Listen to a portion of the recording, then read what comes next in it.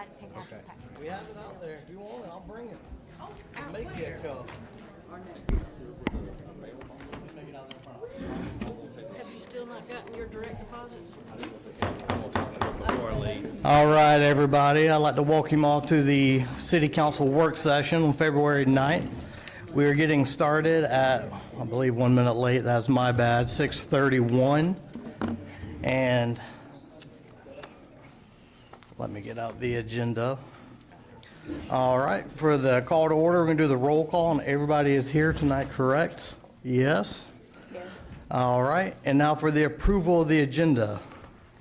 Is there anything anybody would like to add or modify on this before we adopt it? I don't hear of any. Can I get a motion to accept the agenda? So move. I got a motion by Keith. I need a second. Second. Second by Lisa. Sorry, Patty. Lisa was a little quicker today. All in favor, say aye. Aye. All right, it is approved. Up first is the Planning and Development Committee report. Lisa, you're on. Okay, while Robbie's coming up to the podium, he's going to talk to us about TPUDC. Just want to remind everybody, we've got 4 openings for Planning and Zoning Commission, and we've got 3 applicants, and the dates for the application to be open, it closes on the 27th of this month. So if y'all know anybody, we need some more applicants. Okay. And more importantly, if there's anybody here that wants to apply, there's an application back there as well. So yes, last week we kicked off the Build Better Loganville zoning ordinance update. We had a great kickoff meeting. I thought it went fairly well. Since then, on Friday, the Build Better Loganville website has gone live. It has general information on there about the project. Obviously, when we get more sustenance to this, some more meat on the bone to our project, we'll be able to update it more. But it does have a section where residents can ask questions about the project or if, anything in general. And then it also has information about the Code Palooza, which is what we're getting ready to discuss. So one of the biggest things that myself and the council and I think all city officials have determined is that the most important part of the code rewrite is to have our public involved. This is it. This is the best option for people to get involved. It is going to be February 23rd through 26th. The 23rd is kind of a kickoff meeting. It's an opening presentation, and then it's a hands-on workshop. So this is one of those the first efforts for residents to come in here, be in attendance. They'll have some maps on the city, and they'll give you some criteria and tell us what you like, what you don't like, and that's how we're going to kick it off. And that will be broadcast via our YouTube channel. But obviously, if you want to participate, we need you here. And then on Tuesday and Wednesday, the Rock Gym will be open to the public for people to just come in, drop in. If you can't make it Monday night, try to make it sometime Tuesday or Wednesday. The Rock Gym will be open, at which point you can come in, do some discussions with the consultants, give us your opinions, feedback on everything that we're doing. There will also be breakout sessions for this during the Code Palooza that will have specific topics. That will be on February 24th from 12 to 1. We will be discussing neighborhood housing and neighborhood character. And then later that same date on the 24th from 6 to 7, the discussion will be about infill and redevelopment. And then on Wednesday, the 25th, the breakout session will be from 12 to 1, and that one is about streetscapes and walkability. And again, the Rock Gym will be open from 9 a.m. to noon on Thursday, and then at the work session, then there will be a closing presentation at 6:30 p.m. on the 26th, where the consultants will produce some preliminary information about what the feedback from the community was. So that's really kind of the update of where we're at. I think it's also probably important to highlight the fact that this is a code rewrite. So this is going to apply to everything in the city. We're not just worried about downtown. This is going to be for the entire city. It is going to be updating our current code with the goal of plugging in some different options for us to move forward with as far as the infill in our city goes. So I don't think we're getting down to the architectural standards and colors or anything like that. This may be a little bit more at a macro level than the micro level, at least at this point. So I just did kind of want to put that information out there and obviously encourage everybody to show up. When do the people that we each selected, when do they come into play? The citizens we selected? When I spoke with the consultants last week, I will be sending out information to the stakeholders about it. But basically, they need to make sure they show up to one of these meetings to take part in the Code Palooza, and then there'll be some responsibilities following up after that. Okay, thank you. Robbie, so the fine print down there, so they have these sessions that you talked about at lunch and at 6 to 7 p.m., but down at the bottom it says they're from 9 to 7, they'll be there all day. So Yes, people can that's- just drop, even if you can't make it for those sessions, you can still drop in and talk to them, that type of thing? That is correct. It will be open. I believe all three of them will be there for people to drop in. There'll be different stations for people to do some of the different tasks that they're looking for to try to get that, to kind of draw that feedback out and maybe focus it a little bit, so.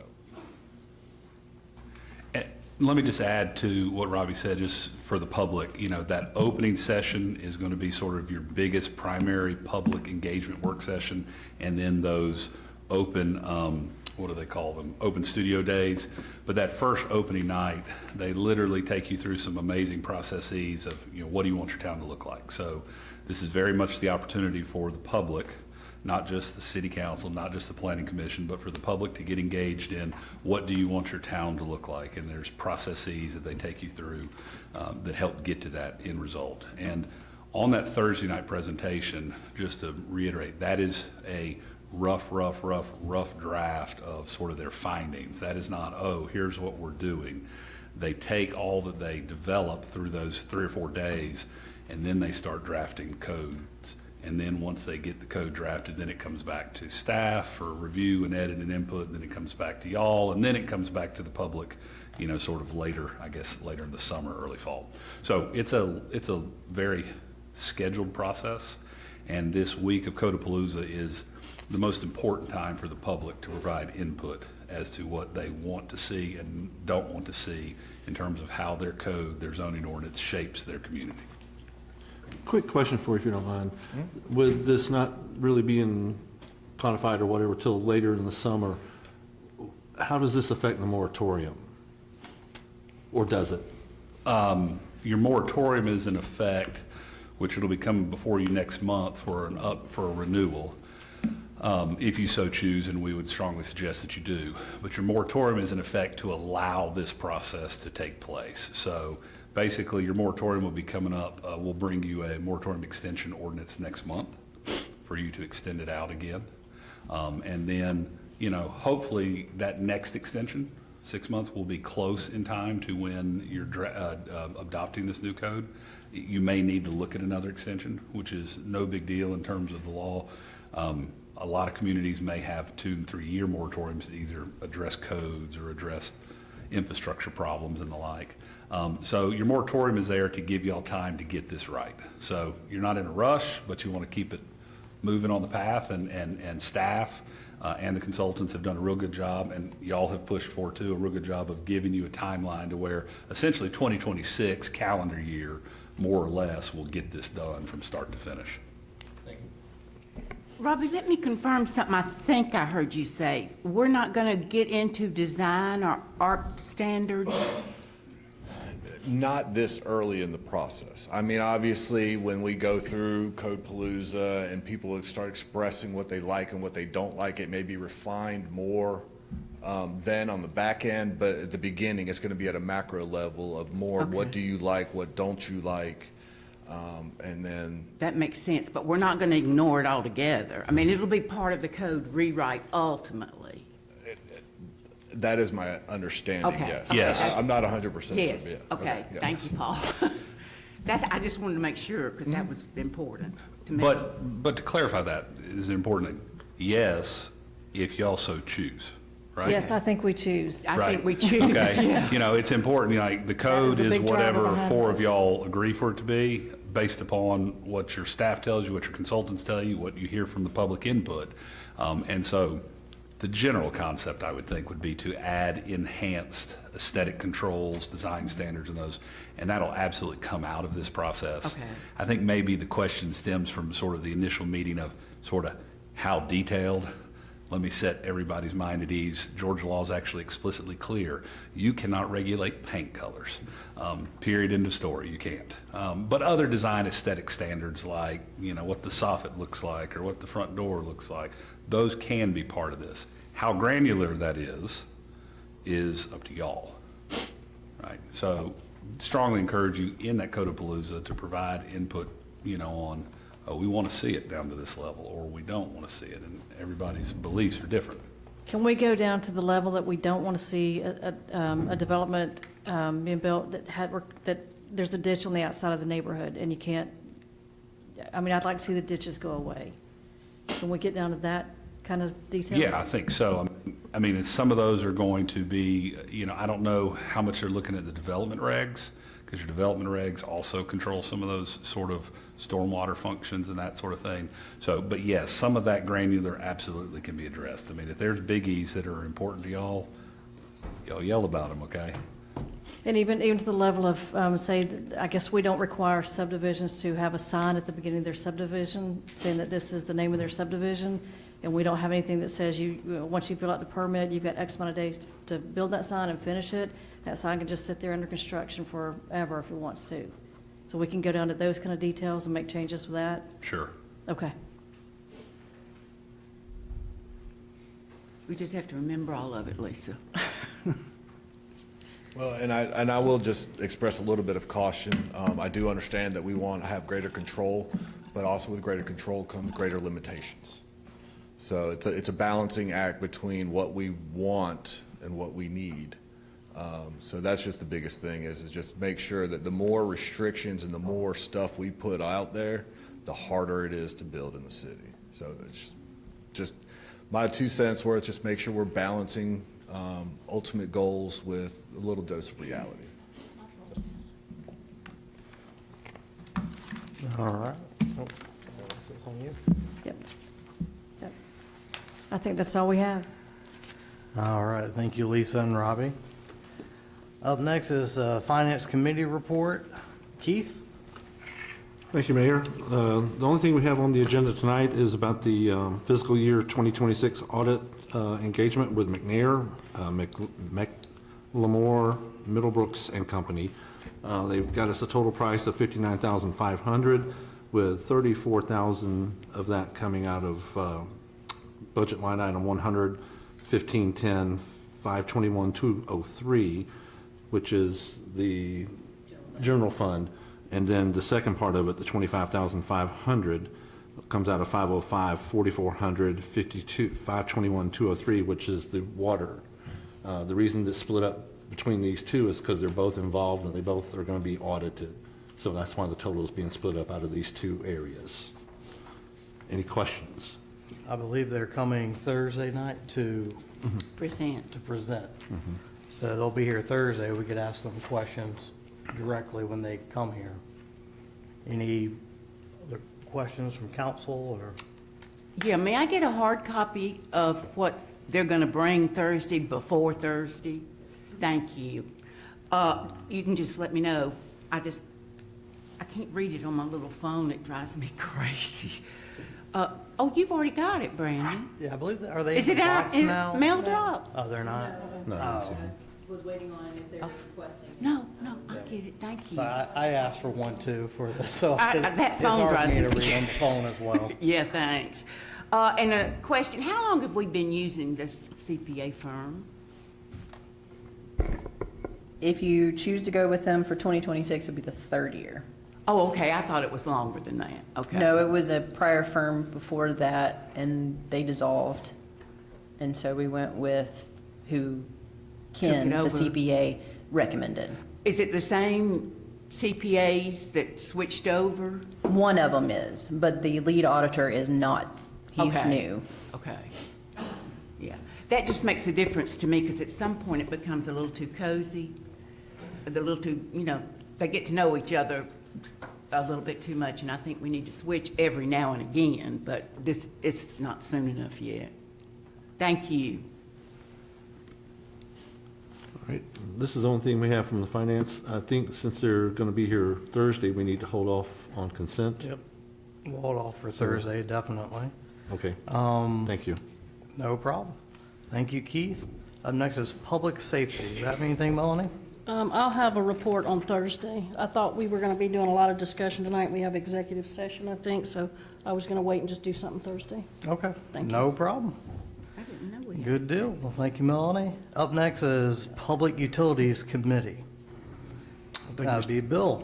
Sure, thank you, Mr. Mayor. So, the city is requesting a purchase of a polymer feed system. It's to replace one that has failed. There's two of them. One of them is inoperable. It's Erickson. They went to 3 bids. They've chosen the Erickson to replace what's there. It's at $17,375. This polymer is added in order to thicken the sludge, so that it makes it where they can get out those fine particles that they want to get out of the water. Right now, without that, they don't have a fail system to back up. So, anyway, any questions on the system? That's all they got, 3 quotes, and they went with, Yeah, and that's the same one that they have. The city's used to working with it. It's a plug-and-play type of thing, too, as well. So they'll be able to just pull it out and put the other one back in, get it operational. awesome. Any more questions from council? I'd like to put that on consent. Everybody okay with consent? Yep. All right. put that That's on all I consent. have. Thank you, Bill. Now we have Facilities Committee report. Do you have anything tonight for us, Wes? We don't have anything on the agenda at this point. I think Danny was checking on some lighting around the building it's still in the works. We Awesome. should be able to get that resolved hopefully by next month. So, Awesome. It's Georgia Power's, their light on the pole, their light's not working, so I don't know how long it'll take them, but Dustin's notified them. Okay. When do you think we can have that? A month? They don't Probably give us a 2 months timeline, with but- them. But hopefully it'll be a month. It's getting real. Probably 2 months. Well, what about the lights that I asked about for the people tripping over the thing? Is that the light you're talking about? Yeah, there's a light in the parking lot that shines against the building, and plus there's all the lights under the canopy that are all working. Okay. So he's gonna get that light fixed to see if we need to do another one. So Okay, we don't thank you. keep dumping light on other people's property. Thanks. Sounds good. Well, thank you so much. Up next, Transportation Committee. Bill? I don't have anything else on transportation tonight. Good deal. Appreciate it, Bill, keeping the meeting short tonight. Up next is the City Manager's report. Thank you, Mayor. Evening, Mayor and Council. Before you is the purchase of a 4-stall restroom for concerts and events. There is several quotes. Fleet looked at these quotes and they decided what they thought would be the best one, and that's before you tonight. This is a budget item. We budgeted $50,000, but it's a little over, so it's $51,590, and that is for one 4-stall restroom that we will own. We will still have to rent occasionally on large events like 4th of July or Autumn Fest, but for the most events, a 4-stall is what we currently use. And every time we rent, it's close to 12,000, so buying one at about 50,000. No, they're 13. It's in the back. We spent Yeah. probably half of this in the last 2 years. Exactly. So it just Yeah, makes they're about sense, though. $1,400, I I think, to got a bunch rent. of questions though, so go ahead. So it just makes sense, though. Yes. All right. Any questions from council? Sure, so. yeah. Yeah. Go ahead. What you got? So my big concerns with something like this is, I mean, I think it's certainly, we've talked about this for a long time, and it's necessary, but is, somebody's got to maintain it, somebody's got to take ownership of it, because it's, it's not only as expensive equipment, but it's also hygienic and whatever. So what's the thought process and how you're going to maintain and keep it running throughout an events and, So it'll be in utility, I mean, Public Works, Jeremy will be responsible for it, getting it and setting it up. As far as cleaning it, it will be dumped or pumped from the utilities department. More than likely, we'll go to a manhole, pop the manhole and dump it and clean it out there. The current system, I believe they use a vac truck to pump it out. We do have a vac truck if we have to, but more than likely it'll just go down the sewer where it's located at. Or we could dump it at the plant, either or. I'm sorry, one follow-up. So then, but then after an event, it's got to be, you've got to go. It'll be stored at Public Utilities or Public Works. Sure. And they get training on this, or is it that difficult? It's pretty simple, yeah, but yeah, they will get some training. It's just, if anybody's had an RV, it's one valve you pull for the dump, and then you hook a water hose to wash the black tank out, and you use another water hose to fill up the, which you use to wash your hands, and then both those dump into a black tank. Will we have accessibility to the new library once it's Yes. built to help out with some of this expense? Yes. Okay, good deal. How many restrooms are in the library? I have to look at the plans, I'm not sure. I It mean, was either 4 or 6, I can't remember. I can't remember the exact number of stalls off the top of my head.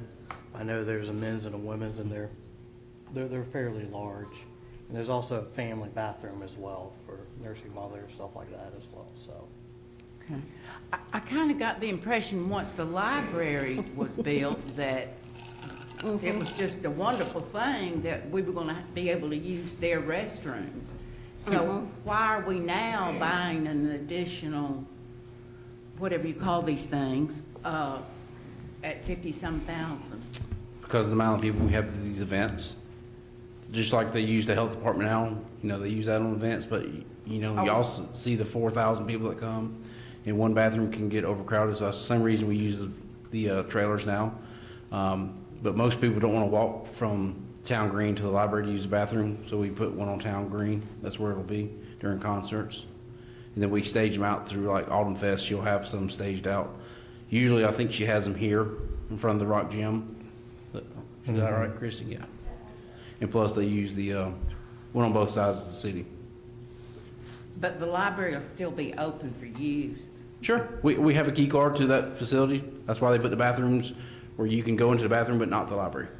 The ones we've been renting, are they 4 stalls? It's the same amount? Some are 4, some are 10. We do get 10 on 2 events, 10 stalls, but most of them are 4-stall, correct, Christie? Okay. Same thing with the fair. We use it for the fair as well. And has that been a problem in the past as far as people having to stand in line Yes. and all that kind of stuff? Yes. Okay.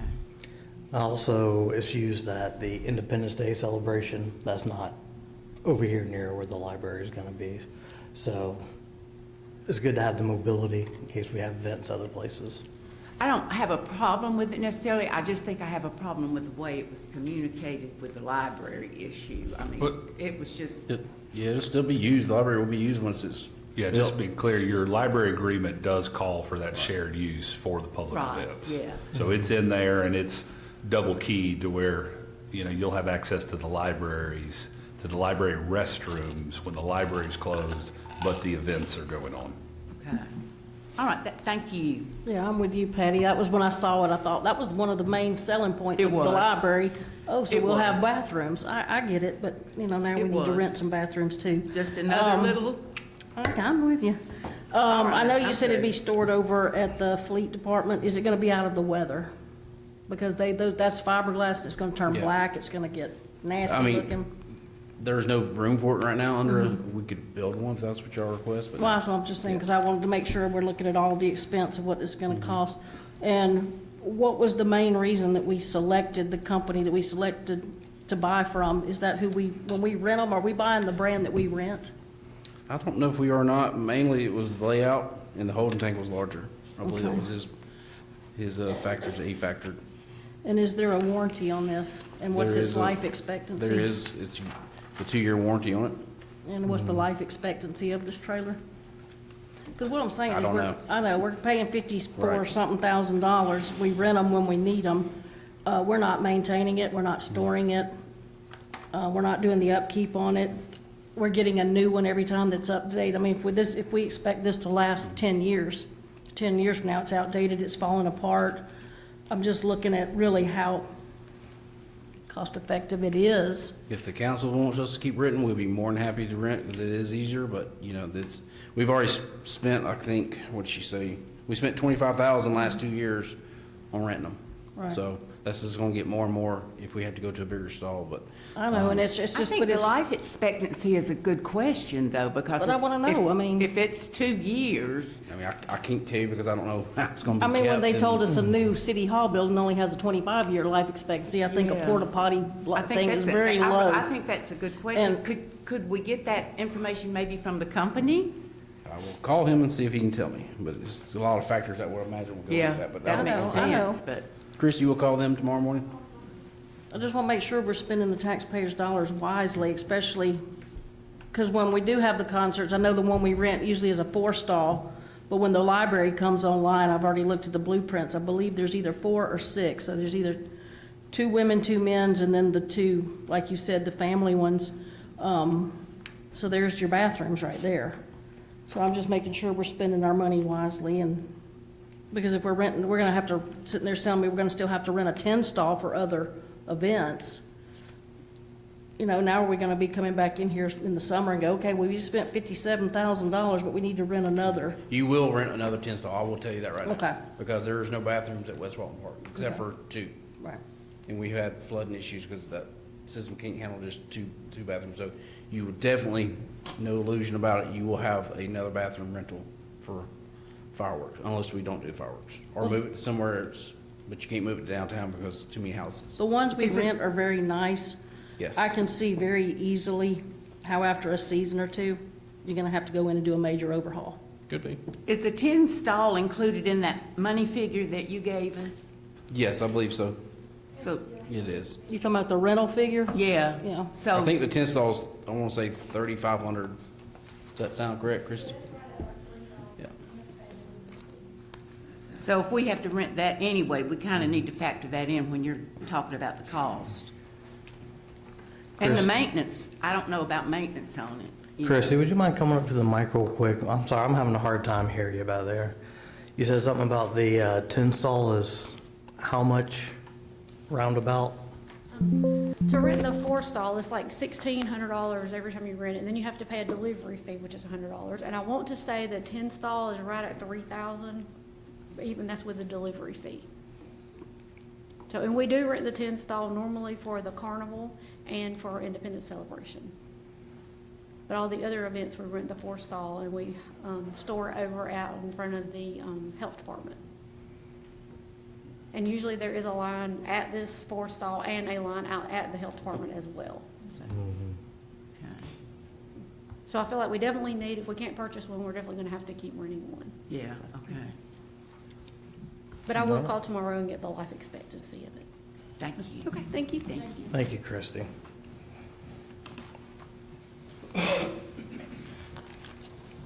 All right, any Any more other questions questions on on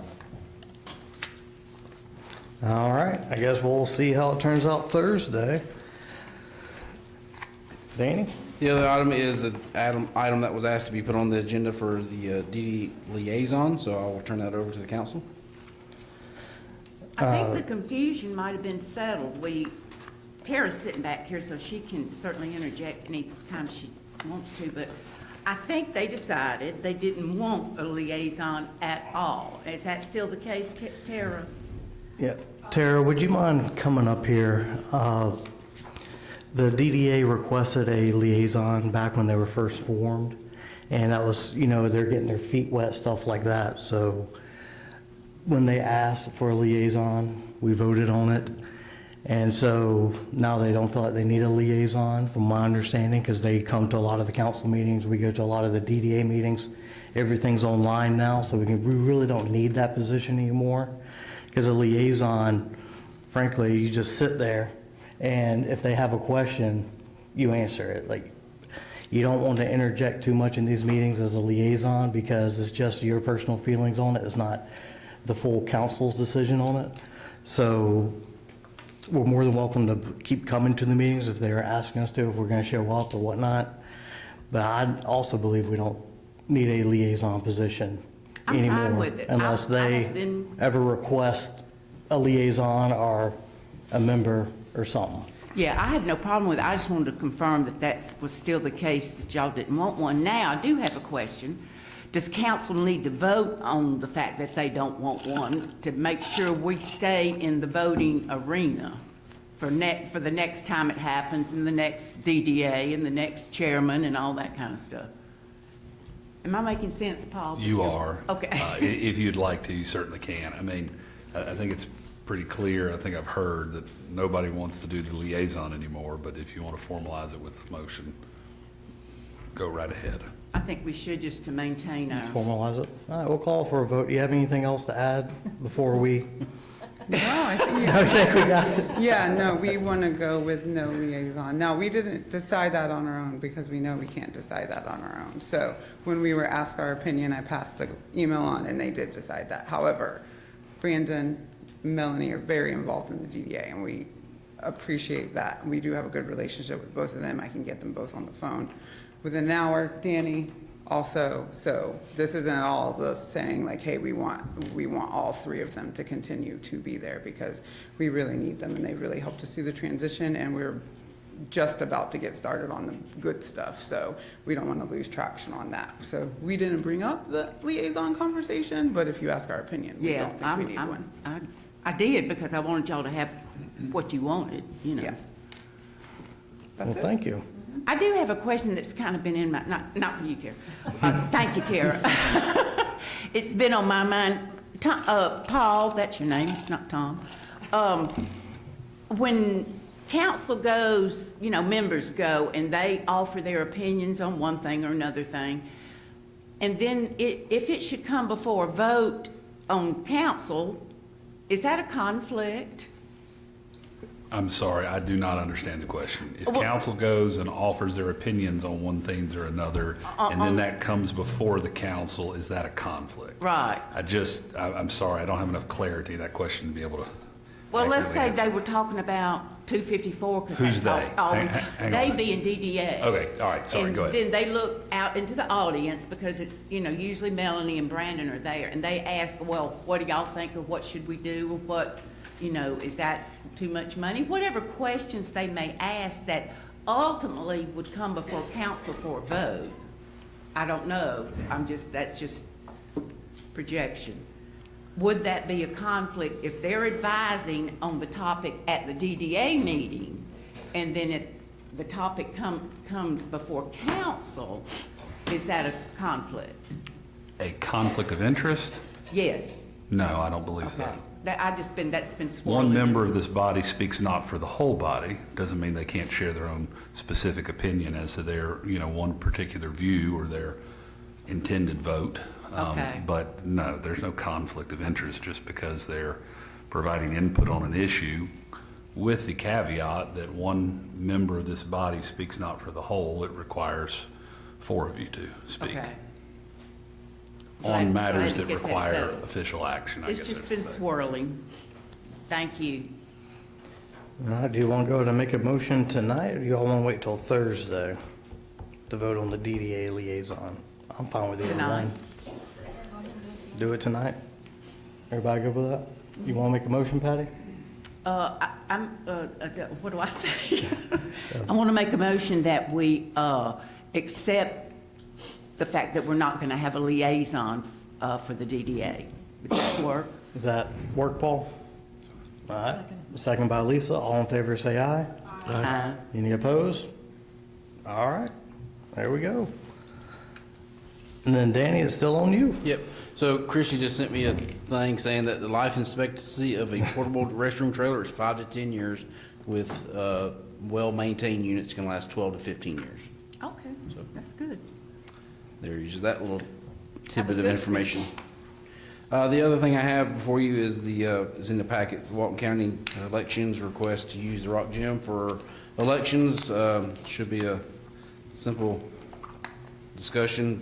I think we all agreed when we moved to Walton County that y'all wanted the Rock Gym still be a polling place. So this is the contract to say that Walton County can use the building, and they have the dates. Of course, this is not inclusive of any special call election, but the dates of the primaries, May 19th, 2026, runoff primary, June 16th, 2026, general election, special election, November 3rd, 2026, runoff for general special election, December 1st, 2026.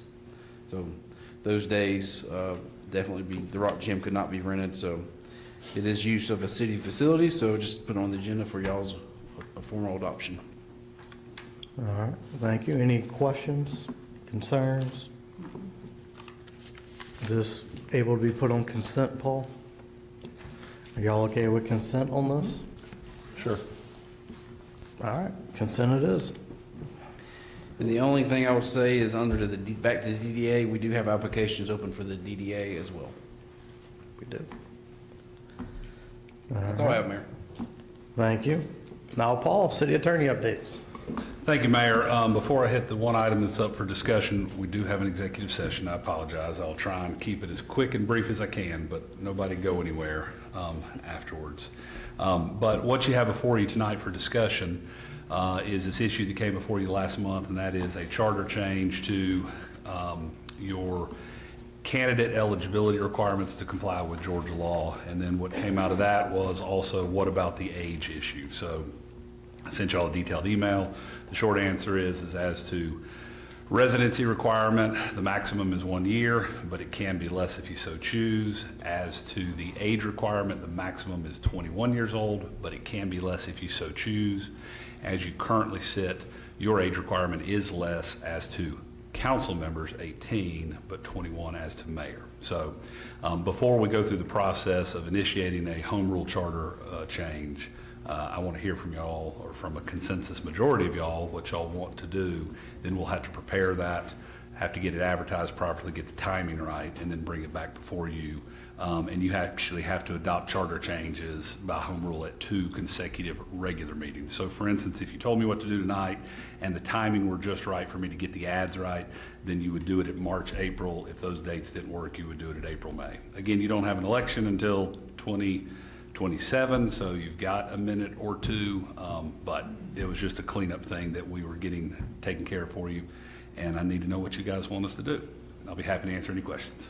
I'm good with, we got to keep it with the 1 year because that's state law and we have to go by state law, but I think raising the age to both candidate for city council and mayor to 21, I think is a good move. Melanie, did you? I think Lisa had I was going to let y'all ask all y'all's questions. Oh, and then I was gonna I ask can you bring if you up the rear. Okay, well, I was just going to see if you had anything.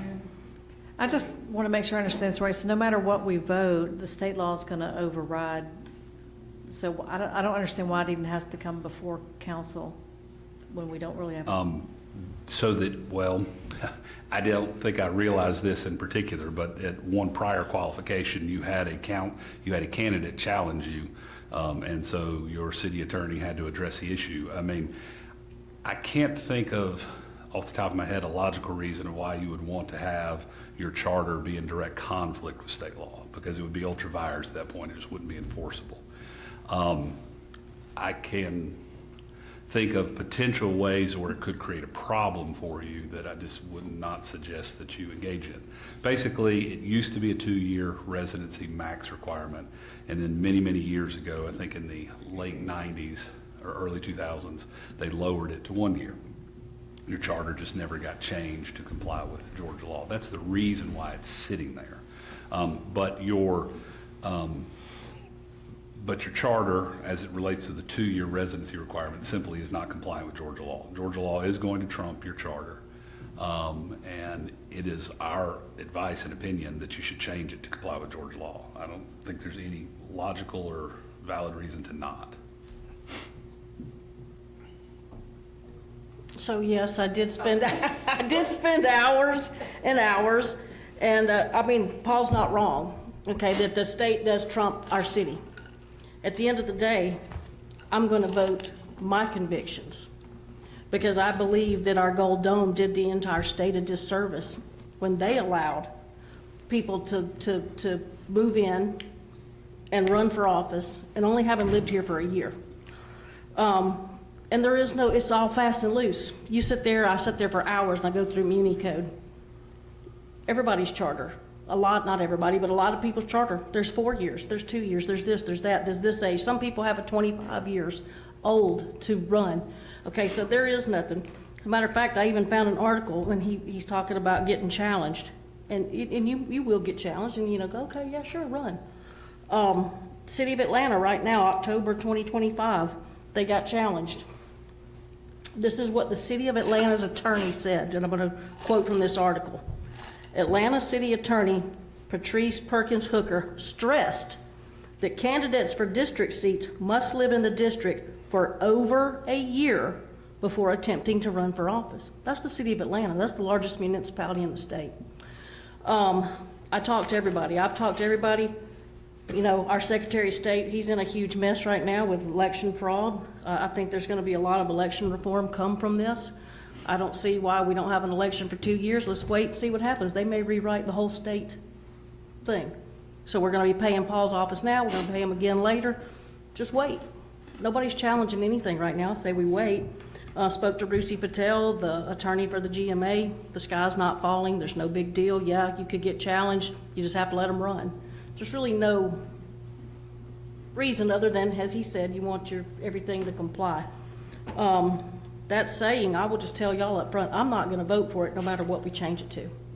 Because at the end of the day, when our city goes sideways and there's a bunch of people sitting up here that don't even know the street names and they're running our city, and somebody goes back and does their research, how did that happen?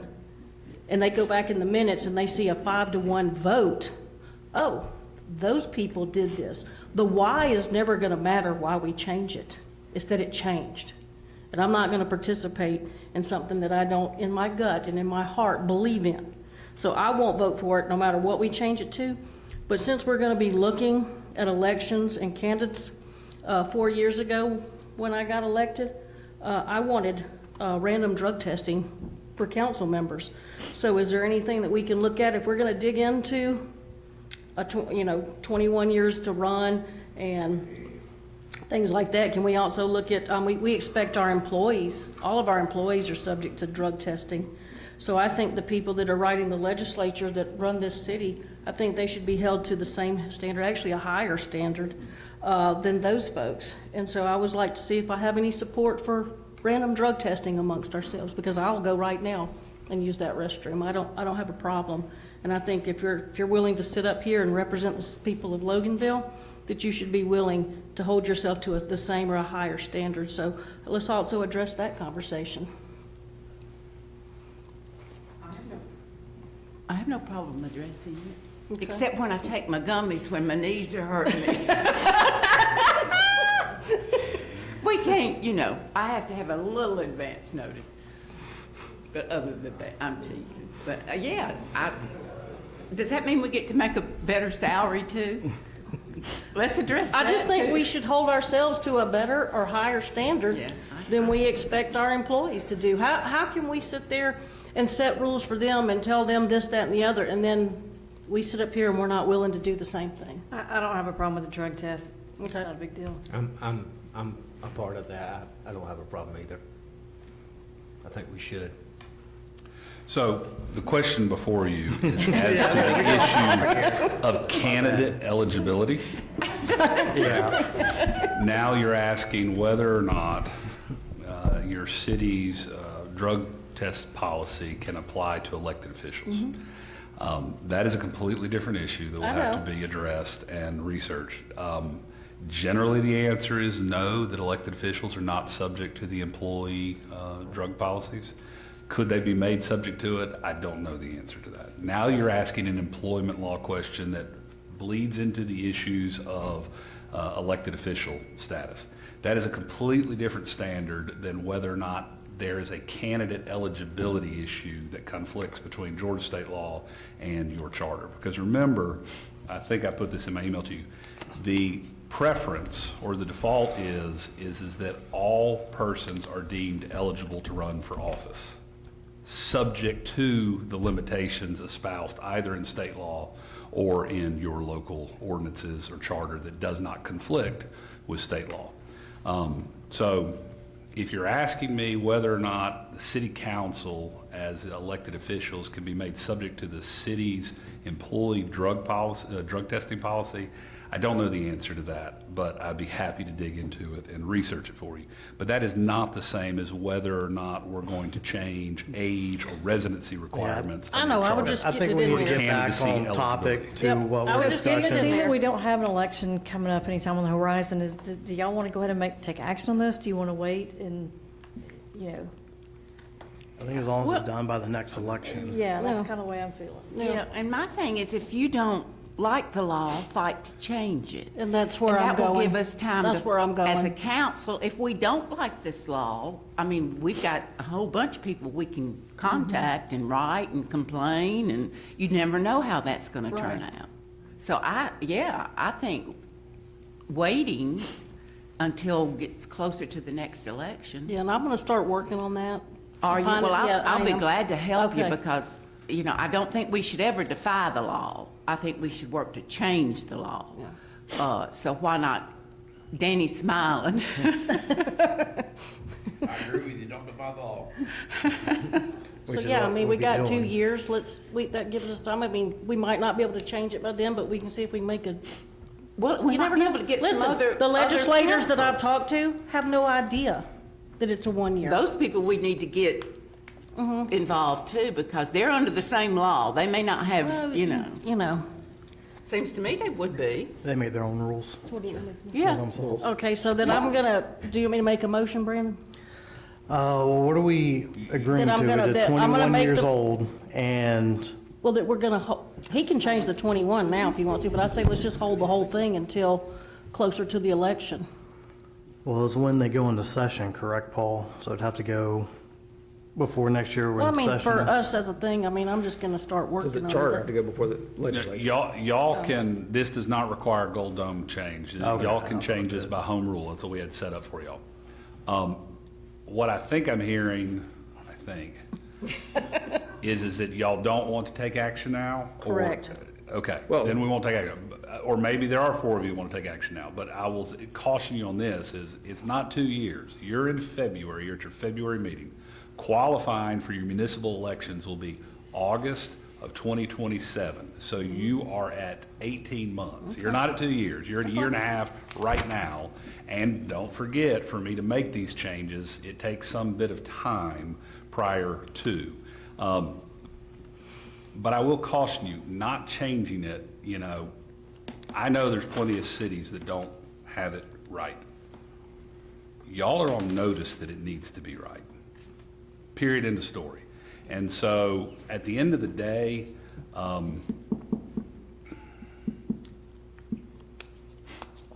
we have an executive session this evening that calls for litigation and attorney-client communications. I think it's more appropriate that we finish this conversation in that executive session. Okay. All right, so I guess it sounds like we need to wait on making a motion for that. All right, before we go into executive session, I want to open it up for public comment. Just anybody in the room wants to come up, you got 5 minutes. You can say your name and your address, and please let us know what's on your mind. Oh, I believe we got Lee coming up.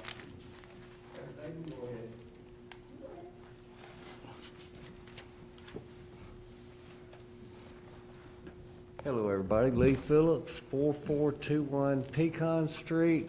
2 questions. The first is about a street sign, and the second has to do with historical sites in Loganville.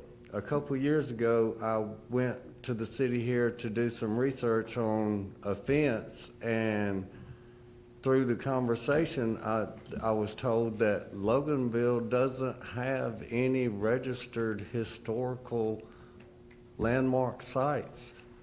Our home is not a Loganville site, it's a Walton County historical landmark site. But Loganville doesn't have anything, and right off the top of my head, I can think of 4 locations that, in my mind, should be historical sites. One of them is the Rock Gym and the company building that's next to it. The second is the Methodist Church, and the third building is Brandon Whitfield's building on the corner of Pecan Street and Main Street. That building served a very important purpose to Loganville when it was built. That was the farmers' clearinghouse for all the goods that came into Loganville, where they were gathered and sold. And those three structures, I think, should have that designation. And also the well, which is the geographical center point of Loganville, should be designated a historical site of Loganville. If we want people to come to Loganville, they're going to look on the internet to see what we have available. And if they don't even see any historical sites or anything, they're going to be like, well, what are we going to go there for? So that's my second thought. My first thought actually was about Pecan Street. We have what I consider East Pecan Street and West Pecan Street, because Main Street is the dividing north-south factor. I would like to see on the east side Pecan Street a street sign that has Historic District, East Pecan Street. I think that would be, it's a small addition to our town, but it's a very important addition to our town because it highlights to the community this section of town is old and it served a purpose and it has value as far as what it can contribute to the community. When the 254 lot gets built up, it's going to be designed and all hopefully to a facade that is as if it was old, but it will be new.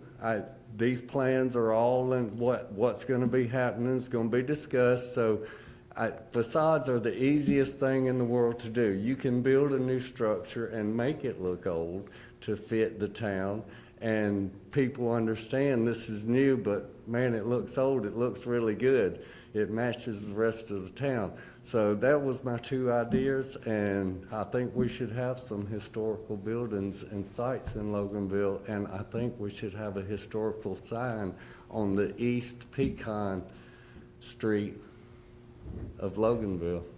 Well, I'd like to Thank you, address Lee. Lee. I sit on the board of the Historical Society, and actually I have presented to them a proposal where we start designating historical landmarks. And that is something that I'm working with the Historical Society to create. You just can't just go out and do that. There's a lot of stuff that goes with it. And all I'm going to say is You gotta that, have the paperwork Correct. that you can show this is why well, this it's not is even that, it's important. to create the designations to start with, that you have the authority to do so. And I'll just say, I'm just going to say this, that there's a lot of changes that'll be coming within the Historical Society over the next year or two. And I think you'll start seeing some different proactive measures being taken. I don't want to say much more than that, just out of respect for things. But I agree with you, and you and I can sit down and talk, because that is something that I've already presented to them. And just so everybody knows, you're gonna see some changes at 4421 Pecan Street coming very soon. If you want to get an inkling of what I'm talking about, you can drive down Main Street and look up to the gable facing the backside of Tacos and Beer, and you'll see a little glimpse of what it's gonna look like. Thank I you. saw the cover on over the scaffolding. I saw that cover. You can see the gable Yeah, with the yeah. colors finished out, and hopefully very soon, if I can keep my brother-in-law on the job, we're gonna be unveiling the tarps and taking the scaffolding down, and I think everybody's gonna like it. That's good to hear, Lee. Thank you. It's good to hear. All right. We had Linda and Kathy wanted to get up. Kathy's coming first. Kathy Swanson, 904 Lee Bird Road. Danny, did we get a price on a 10-unit porta potty? A 10-unit? I did not get a price. I was wondering if they were like cheaper by the dozen, because, well, I was thinking if we're gonna need It them, was, then. the look before it was 100,000. Excuse me? For a 10 unit was, I believe, was 90 or 100,000. Okay, so it's basically still the same price. You don't get a discount for bigger, more units? Okay, that was it. Thanks. Thank you, Kathy. Linda?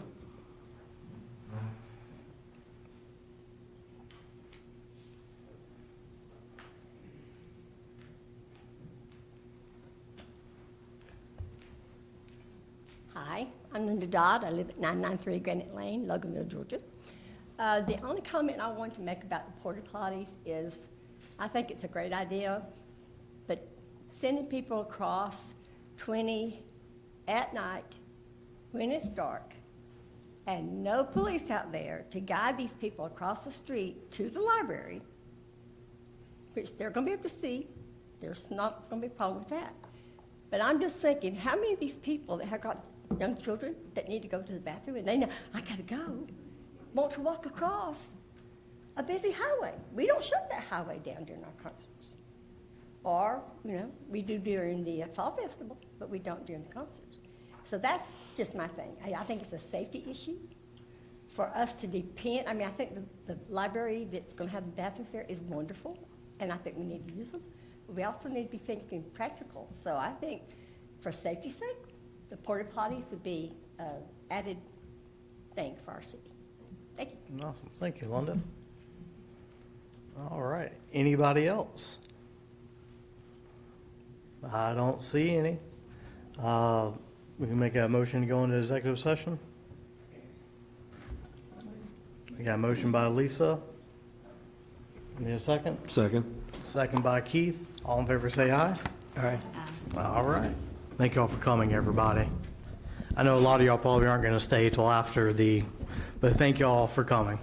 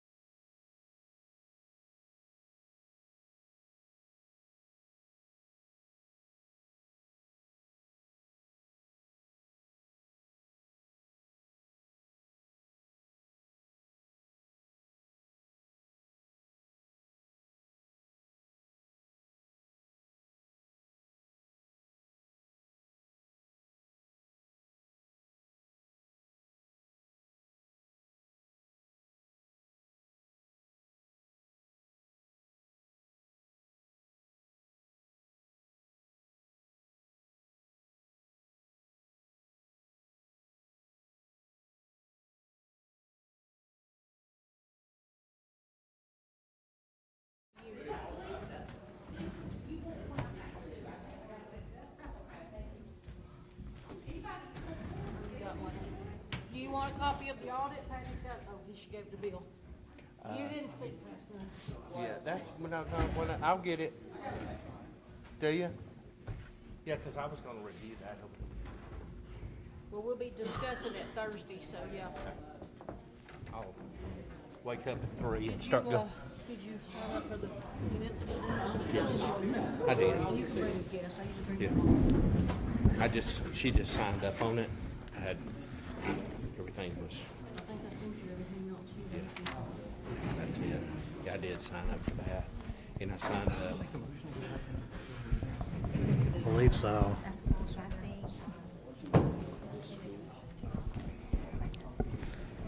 All right, everybody, thanks for those who sat around. You must be a glutton for punishment. Do I need a motion to go back into regular session? So moved. No, yeah, you already went back into regular session. Okay, so we're back in regular session.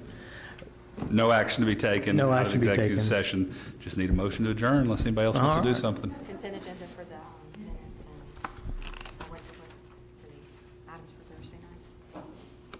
Those are for Thursday, correct? Right. All right, so I'll take a motion to adjourn. Anyone? moved. I'll give it to Patty this time. All right, second by Lisa. All in favor, say aye. Aye.